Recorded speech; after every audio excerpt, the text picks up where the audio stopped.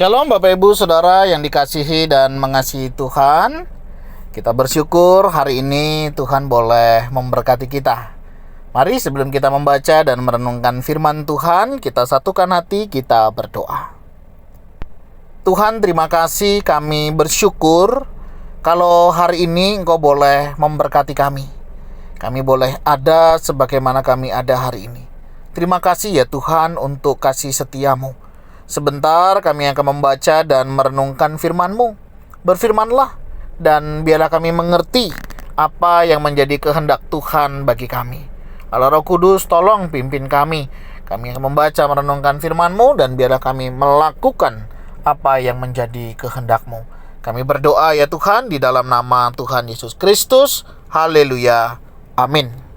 Bapak Ibu Saudara yang dikasihi dan mengasihi Tuhan, ayat renungan kita hari ini terambil di dalam kitab Ulangan pasal yang keempat, ayat yang pertama hingga ayatnya yang ke-20. Saya akan membacakan bagian ini, bagian ayat yang pertama dan yang kedua di bawah judul Musa menasihati bangsa itu memelihara hukum Allah. Ayat yang pertama, maka sekarang, hai orang Israel, dengarlah ketetapan dan peraturan yang kuajarkan kepadamu untuk dilakukan, supaya kamu hidup dan memasuki serta menduduki negeri yang diberikan kepadamu oleh Tuhan Allah nenek moyangmu. Janganlah kamu menambahi apa yang kuperintahkan kepadamu, dan janganlah kamu menguranginya. Dengan demikian, kamu berpegang pada perintah Tuhan Allahmu yang kusampaikan kepadamu. Amin. Demikianlah firman Tuhan, mari kita merenungkannya.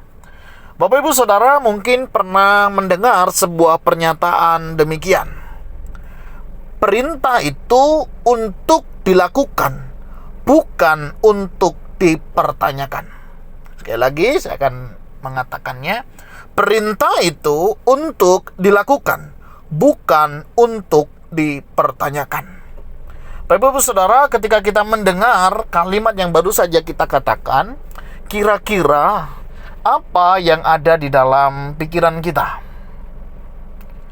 Mungkin kita akan berpikir, ya memang perintah untuk dilakukan. Tetapi seringkali perintah itu tidak mudah untuk kita lakukan. Mungkin ada juga di antara kita berpikir, ya perintah, tapi perintah yang mana dulu yang harus kita lakukan? Tentunya kan tidak semua perintah. Kita kan harus bisa memilih dan memilah perintah yang mana yang perlu dan tidak perlu untuk kita lakukan. Dan mungkin ada juga, ya nanti dulu perintah ini siapa yang memerintah, tujuannya apa dan untuk apa. Nah Bapak Ibu Saudara, berbicara tentang perintah, saya yakin dan percaya setiap kita pasti memiliki pertimbangan-pertimbangan khusus ketika kita mau melakukannya. Nah tentunya pertimbangan-pertimbangan itu karena kita pernah memiliki pengalaman, kita pernah mengalami sesuatu, sehingga ketika kita mendengar sebuah perintah, ada beberapa pilihan untuk kita lakukan. Saya akan lakukan perintah itu, atau saya akan mengabaikan perintah itu. Untung tidak buat saya, mudah atau tidak. Nah Bapak Ibu Saudara, makanya kalau kita melihat di dalam kehidupan kita, tidak semua orang akan melakukan perintah dengan baik. Karena kebanyakannya adalah perintah memang harus dilakukan tanpa mempertanyakan. Seperti beberapa kasus yang kita dengar, ya saya kan hanya bawahan, tidaklah mungkin melawan perintah dari atasan. Nah Bapak Ibu Saudara, ada banyak alasan memang ketika kita mau melakukan sebuah perintah. Tetapi hari ini perlu menjadi perhatian buat kita. Nah pada saat itu diceritakan Musa menasihati bangsa Israel. Nasihat apa yang Musa berikan? Yaitu dikatakan, maka sekarang hai orang Israel, dengarkanlah ketetapan dan peraturan yang kuajarkan kepadamu untuk dilakukan. Nah, Musa mengingatkan begini saudara kepada umat Israel, untuk apa? Mereka mendengar ketetapan dan peraturan yang disampaikan. Penting sekali saudara, sebelum kita melakukan sebuah perintah, kita harus mendengar ketetapan dan peraturan itu. Artinya dibutuhkan sebuah kejelasan supaya kita tahu apa yang seharusnya kita lakukan. Kadang ada orang begitu ya, waktu diperintah dia tidak mendengar, dia tidak memperhatikan dengan seksama, sehingga akhirnya di dalam mengerjakannya tidak dapat dikerjakan dengan baik. Oleh sebab itu, ketika kita mau melakukan apa yang Tuhan perintahkan, perlu bagi kita untuk mendengar ketetapan dan peraturan itu dengan baik. Karena kalau kita tidak mendengar ketetapan dan peraturan itu dengan baik, kita tidak menyimaknya, kita tidak memahaminya, nanti jatuhnya adalah kita tidak dapat melakukannya dengan baik. Terkadang kita sudah mendengar dengan baik pun, sudah memahami dengan baik pun, di dalam melakukannya juga tidak mudah. Artinya hal ini mau mengingatkan kita, setiap perintah yang Tuhan berikan kepada kita harus kita pahami, kita mengerti dengan baik dan benar. Supaya apa? Supaya kita bisa melakukannya. Musa menyampaikan, dengarlah ketetapan dan peraturan yang kuajarkan kepadamu untuk dilakukan. Tujuannya apa? Supaya kamu hidup dan memasuki serta menduduki negeri yang diberikan kepadamu oleh Tuhan Allah nenek moyangmu. Bapak Ibu Saudara, Musa sangat tegas menyampaikan hal ini. Kalau kita melihat di dalam bagian ini, Ulangan pasal yang keempat khususnya, umat Israel dinasihati oleh Musa untuk mereka benar-benar mendengar, memperhatikan peraturan ini dan melakukannya. Dengan satu tujuan, supaya mereka hidup dan memasuki negeri yang sudah dijanjikannya. Kenapa Musa melakukan demikian? Karena Musa telah gagal membawa mereka sampai ke tanah Kanaan. Gara-gara dia tidak taat dan tidak mendengar perintah Tuhan dengan baik. Pengalaman dia bagikan kepada umat Israel. Jangan sampai umat ini, orang-orang generasi selanjutnya juga tidak mengalami mereka bisa sampai di tanah perjanjian itu.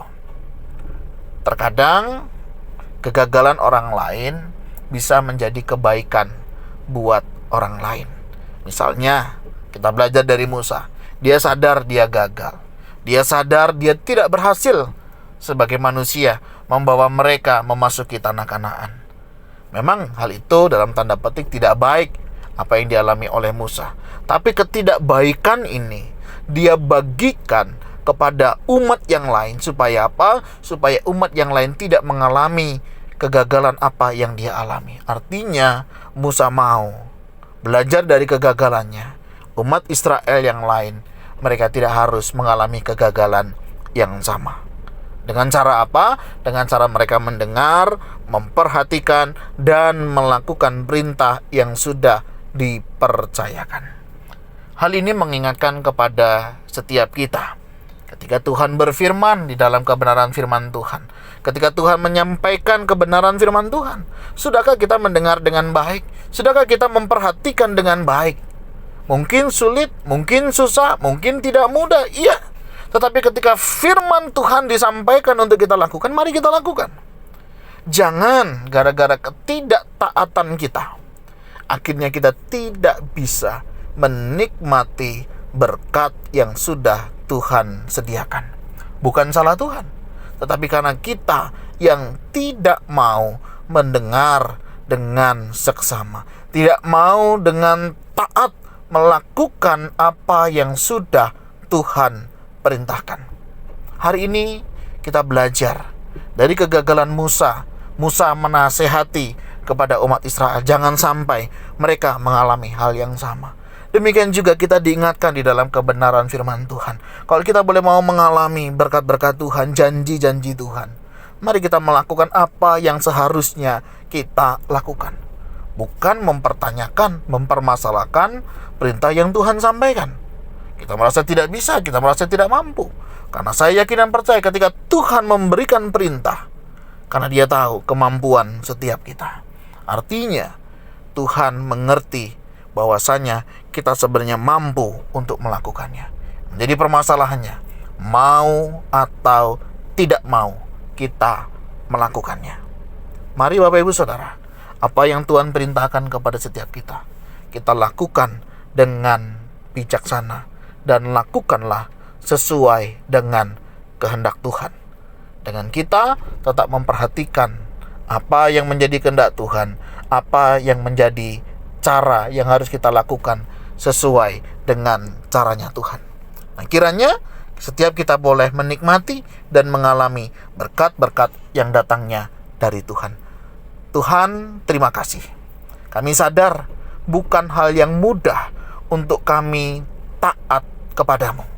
Tapi hari ini kami mau belajar taat, kami mau belajar melakukan apa yang menjadi kehendak-Mu. Tuhan, tolong kami untuk kami boleh melakukan apa yang menjadi kehendak-Mu di dalam hidup kami. Berkati kami, tolong kami untuk taat dan setia, serta dengar-dengaran akan firman-Mu. Kami berdoa ya Tuhan, di dalam nama Tuhan Yesus Kristus. Haleluya. Amin. Bapak Ibu Saudara, demikian renungan kita hari ini. Kiranya boleh memberkati dan menolong setiap kita untuk kita boleh hidup di dalam ketaatan. Shalom, Tuhan Yesus memberkati kita.